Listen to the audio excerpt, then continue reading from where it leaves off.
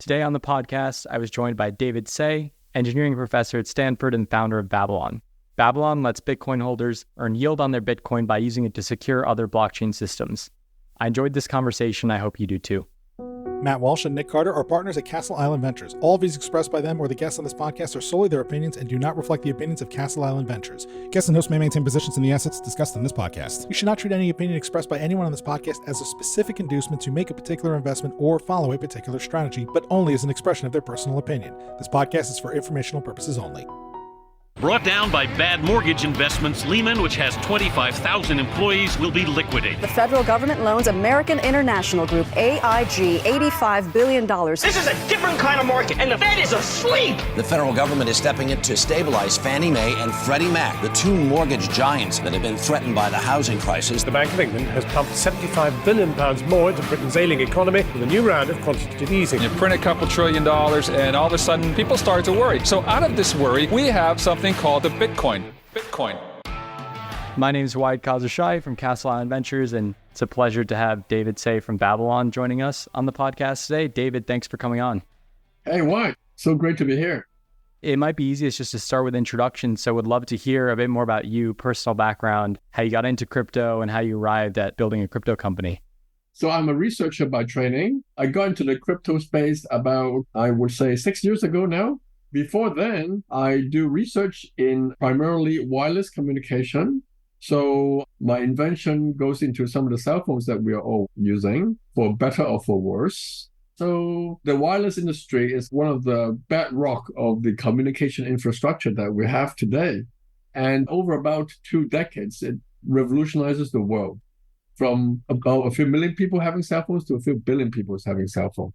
So I work in this space about 10, 15 years. By the mid-2015, 17 timeframe, it became quite mature. So as a researcher, you always want to, especially an infrastructure researcher, which I am doing, you always want to work in a technology which is early in adoption, so that you can shape the infrastructure. So I was looking for a new direction to do research in, and I came across Nakamoto's white paper.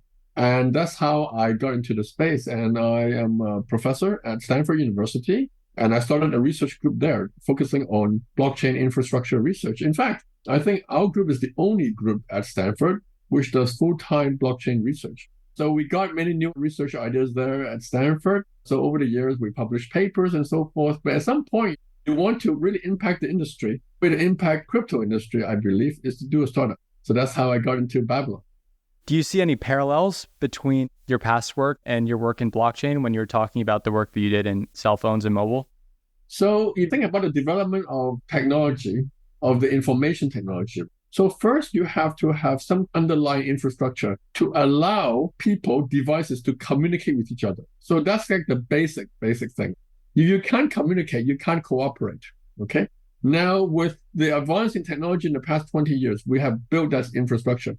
Everybody, anywhere, can communicate to whoever you want at any time, basically. That's what we accomplished. However, after you be able to communicate, now we are worried about a second set of problem, which is, in some sense, how do these folks coordinate in a way that you do not need to necessarily go through a centralized trust. You do not need to believe in a single centralized trust. And that's the next step of the evolution, which is how to do decentralization, because we can now communicate. So we can do it distributedly. But from distributedly to decentralization, there's a big step. And that's what blockchain is all about. Makes sense. I think there's a great connection there. In mobile, you have the ability to contact anyone, and blockchain is providing a system where you can pay anyone or have a monetary system where you can access any individual in a similar way. If you wouldn't mind, tell us more about Babylon and how it works and give us an overview of what it is exactly. Over the years, you remember I told you that our starting point in our blockchain research is the Nakamoto's Bitcoin paper. So Bitcoin is our first love. From a research point of view, it's such a beautiful protocol, very simple protocol, but yet very powerful. And indeed, it's the first blockchain protocol. So it has a special place in my mind. However, what we find out in the past few years is that the research action, the innovation action has shifted from Bitcoin to new chains, and particularly new proof-of-stake chains. So there's a shift from proof of work, which is the consensus technology that powers Bitcoin, that consensus participants have to do a lot of computation to certify the work. And it shifted to proof of stake, where the security is maintained by the capital. For example, Ethereum validators have to stake 32 ETH to provide collateral to secure the blockchain. So our research also shifted to proof of stake. But always in the back of our mind, we think about Bitcoin. It's like your first love, right? You never forget your first love. It's always there. When you have dreams, then you start dreaming of her or him. So this relationship with me and Bitcoin. So one day we came to this idea, say, hey, you know what? This Bitcoin is such a beautiful protocol. It's the most secure blockchain. But, it's just sitting there by itself, lonely, where all these other proof of stake chains are cropping up left and right. So why is it this very strange situation? Is that why can't we utilize it better? So our idea was just to take this Bitcoin as a source of security and share it with the rest of the crypto world. Now, security is in some sense central to the Web3 narrative, because the difference between Web2 and Web3 is what? Is decentralization. But decentralization, you need security because it's no longer maintained by the Googles of the world. So security is central. However, security is something also people do not think too much about, because security only matters when it's broken. So it's, I would say, underappreciated, but very important. So our project is also very low-key in the sense that we start from this underappreciated but very important feature of security and use that to connect Bitcoin with the rest of the world, particularly proof of stake chains. So that's the project. So Babylon, the general thesis is to connect Bitcoin security and use it to power the proof of stake ecosystem. So that's the direction. Now, if you think about it, it's interesting direction, because proof of stake was invented primarily to replace Bitcoin. But over the years, what happened is that we see a mutual coexistence. I don't know whether it's happy coexistence or unhappy coexistence, but the reality is a coexistence. That is, proof of stake chain is not going away. Ethereum 2 years ago merged and became proof of stake, rather successful merge, I would say. And there are many other chains, Solana, Avalanche, etc. They're all proof of stake. However, Bitcoin also did not go away. And in fact, the Bitcoin asset is just getting bigger and bigger. And now it's over 50% of the entire crypto ecosystem. So there's now an equilibrium, so to speak, where both proof of work and proof of stake exist. So we take that as a given, that none of them is going away anytime soon. And in that case, why not take this proof of work security and use it to enhance the whole crypto ecosystem? So that's the genesis of the project. Can you explain why there hasn't been more native innovation on Bitcoin? I think people who are very involved in crypto in a day-to-day will have answers for this, but I think it would be helpful because you guys are doing groundbreaking work doing extensions in Bitcoin technology that haven't been done ever or attempted for a long time. It would be great to have some more information on that. So the Bitcoin innovation is constrained by several factors. Number one is the fact that it doesn't have a Turing-complete smart contract language. So therefore, it's very hard to program Bitcoin. It's not that it doesn't have a language. It has a language called a scripting language, but it's very hard to program on Bitcoin. And innovation, programming is, of course, the core to innovation in computer science. So that's number one. Number two is also the block space in Bitcoin is very constrained. One block every 10 minutes, and the blocks are not that huge either. So the block space is constrained. So both are very big severe factor for Bitcoin. So our innovation takes a different direction to say that, hey, the block space is constrained, so let's not worry about writing a huge amount of stuff onto Bitcoin.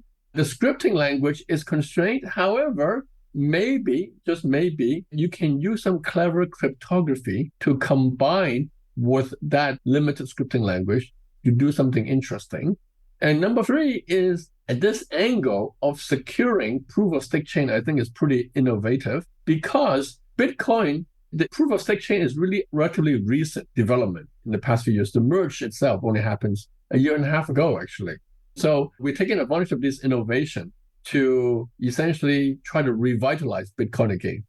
Can you give an example of how Babylon would be used to restake a system? So over the past 2 years, we've built quite a few different protocols to achieve this goal of security sharing. But the protocol that we're most excited about, which is we'll focus our energy on, is called Bitcoin staking. So maybe at this point, I should explain a little bit what Bitcoin staking is. I love this name because it's so contradictory. Because Bitcoin, each of the two names are very familiar in the crypto industry, Bitcoin and staking. But putting them together, I believe we're the first to put them together. Yeah, it's an oxymoron. It's an oxymoron, and we love oxymoron. Somehow we have this weird sense of humor, perhaps, that people may or may not appreciate. But Bitcoin is proof of work, staking is proof of stake. So what's going on here? So you think about Ethereum.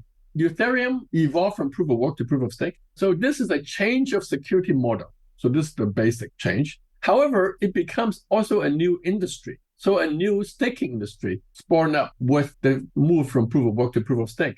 For example, you see very big projects like Lido, like EigenLayer, now liquid restaking. All these projects cannot come into existence if there were no staking in the first place.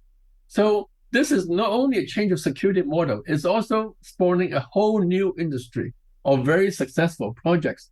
So observing this, what we said is, hey, this is actually bad for Bitcoin because now Bitcoin is losing out because Bitcoin is proof of work. So it doesn't have this core primitive of stake. So basically our protocol gives it this primitive. That is, you can use Bitcoin to do staking. Now, Bitcoin is proof of work. So therefore, the staking is not for Bitcoin itself, but it's for any other proof of stake system in the world. So any proof of stake chains, rollups that require proof of stake security, our protocol allows you to use Bitcoin as a staking asset. And that's the core innovation. So basically, we give Bitcoin the competitive edge with Ethereum so that Bitcoin doesn't lose out. We love Bitcoin, so we just keep on trying to keep Bitcoin competitive. I think it's really important to think about ways to, like you said, create these new use cases for Bitcoin that allow users to earn interest. Lending and borrowing would be another use case. In that vein, how did you guys land on staking being the thing that you wanted to allow Bitcoin to do? Are there other things that you could see as being use cases that you'd like to build into Bitcoin? How do you think about other things that people could go out and seek to build? I would say the two reasons why we come to this Bitcoin staking concept and this protocol that we're building. One is that we are primarily consensus security people. So we always think from a consensus, from a security point of view. So we're layer one people, so to speak. We are not DeFi, AMM type people. So we come from that angle. Okay, so that's one. That's an honest answer. Now, the second one, though, is that what we also observe is that while there are a lot of yield earning opportunity in DeFi, staking has a very special place.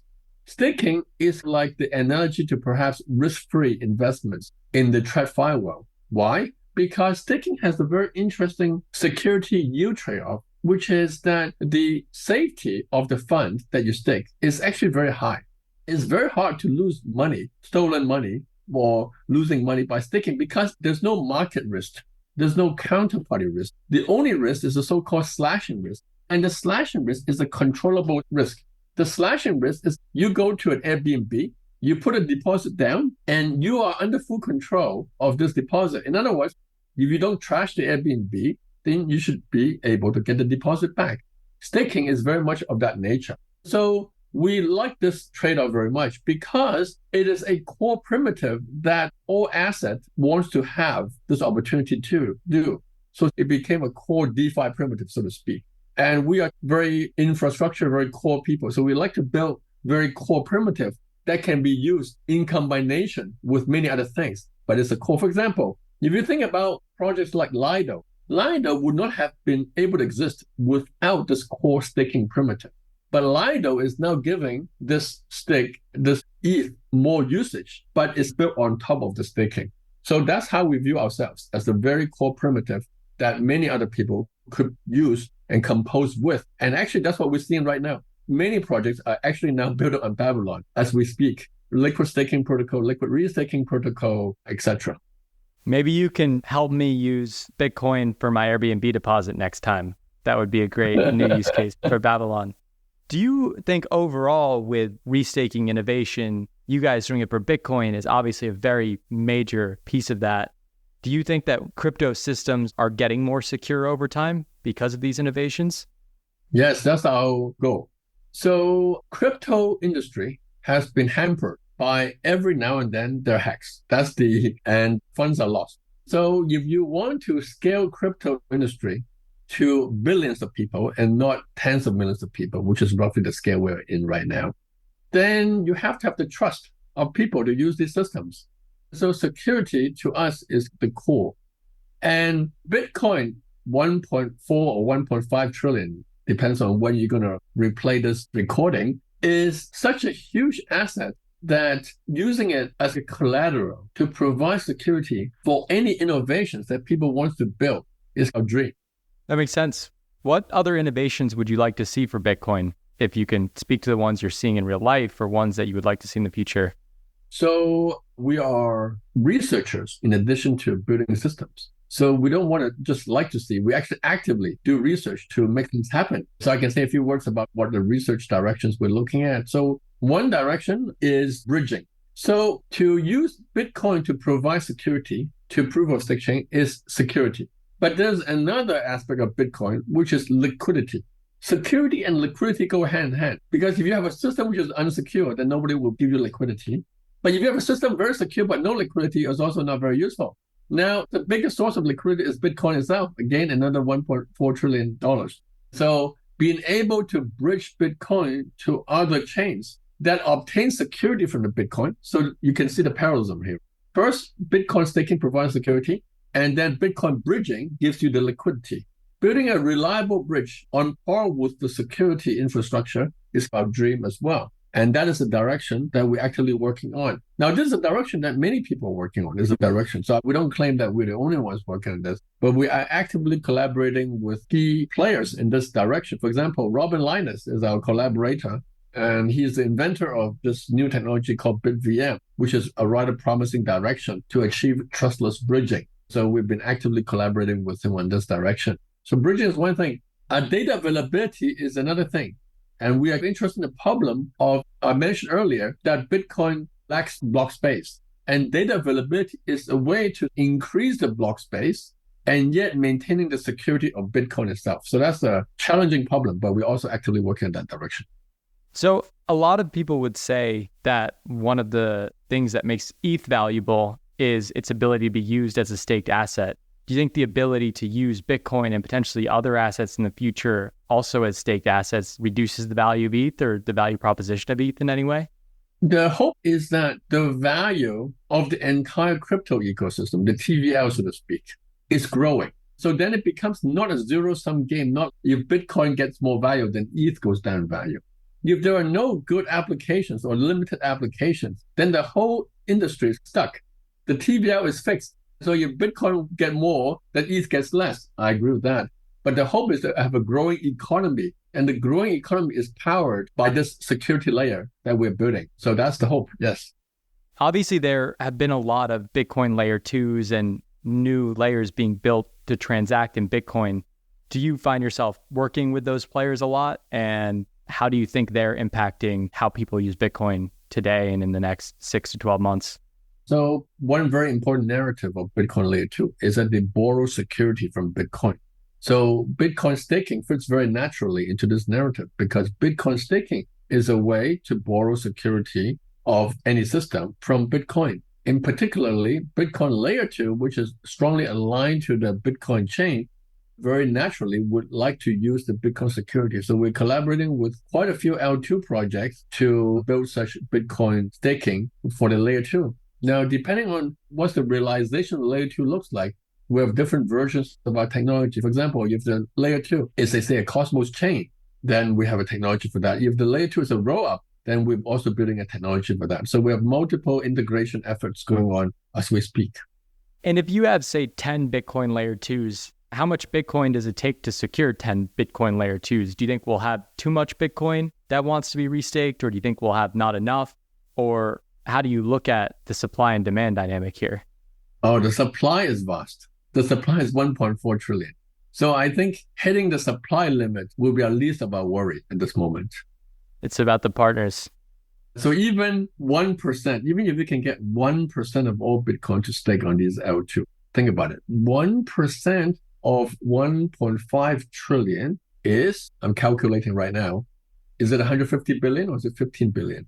15 billion. 1% would be 15, yep. So that's really a huge amount of security. Even split between 10 L2 is quite a lot. Now, there's also restaking opportunity. So in other words, you can use the asset to secure multiple such L2 simultaneously. So that's another way of having multiplication effect on the security for these L2s.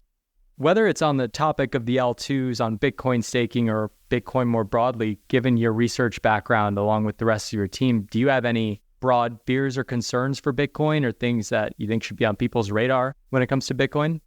So Bitcoin has a long-term issue, which is called the security budget problem. So maybe just explain to your audience a little bit. So Bitcoin, an event happens every 4 years. In fact, one just happened a few weeks ago, which is Bitcoin halving. So every 4 years, the block reward is halved. So it just went down from 6.25 Bitcoin to 3.125 Bitcoin just a few weeks ago. And 4 years later, it will become half of that. So 1.5 or whatever the division is. I lost track of so many decimals. So it will keep on going down. And what does that mean? It means that the miner's reward from block is reduced by half every 4 years. Now, miners have cost to pay, electricity, infrastructure, so forth. So now if the reward goes down, what will happen? Well, if there are no other sources of revenue of the miners compared to that, to replace that or to compensate for that, then many miners will go out of business.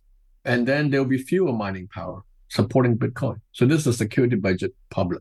So you can think of, in some sense, our project, in a way, is going towards the direction of trying to compensate for the reduction of block reward. Because what is block reward? Block reward is really the reward for the effort to secure Bitcoin. And now what we're saying to the miners is that your effort of securing Bitcoin is not just the block reward, but also the security you provide to these proof-of-stake systems. So therefore, you should also get reward not only from Bitcoin itself, but also from these other proof-of-stake systems. So that is a source of income for them to compensate to some extent this reduction of block reward. So in some sense, our effort, and many people's effort in general of adding use cases to Bitcoin, is to help solve this security budget problem. And on the flip side, what are the reasons that you think we should be more excited about Bitcoin than we have been in the past? So there's a lot of debate about whether Bitcoin ETF is a good development or not so good development for Bitcoin. In my mind, it's a good development because it just gives a more general, broader awareness of this asset and associate with it the technology. So our goal here is to broaden the appeal, broaden the use cases of this technology. So more people know about it, the better. More people have stake in the game, the better. So I think Bitcoin ETF is not a technological innovation. It is a financial innovation in some sense. I think it's a net positive for Bitcoin.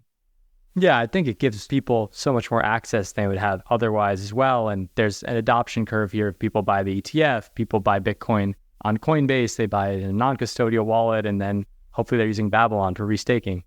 Oh, okay. So that's a long-term goal of ours, which is to combine our technology with Bitcoin ETF. That's a long-term goal. Moonshot, shall we say. Yeah, I would love to see that one day. Well, David, thank you for coming on. I've really enjoyed the discussion and appreciate you sharing everything that you guys are working on, and really looking forward to hearing about what's ahead for you guys. Thanks, Wyatt, for having me here. Thanks for listening to another episode of On the Brink with Castle Island. To find out more about Castle Island, visit castleisland.vc. To listen to all of our podcast episodes, please go to onthebrink-podcast.com or just click on the tab in our website. Thanks for listening.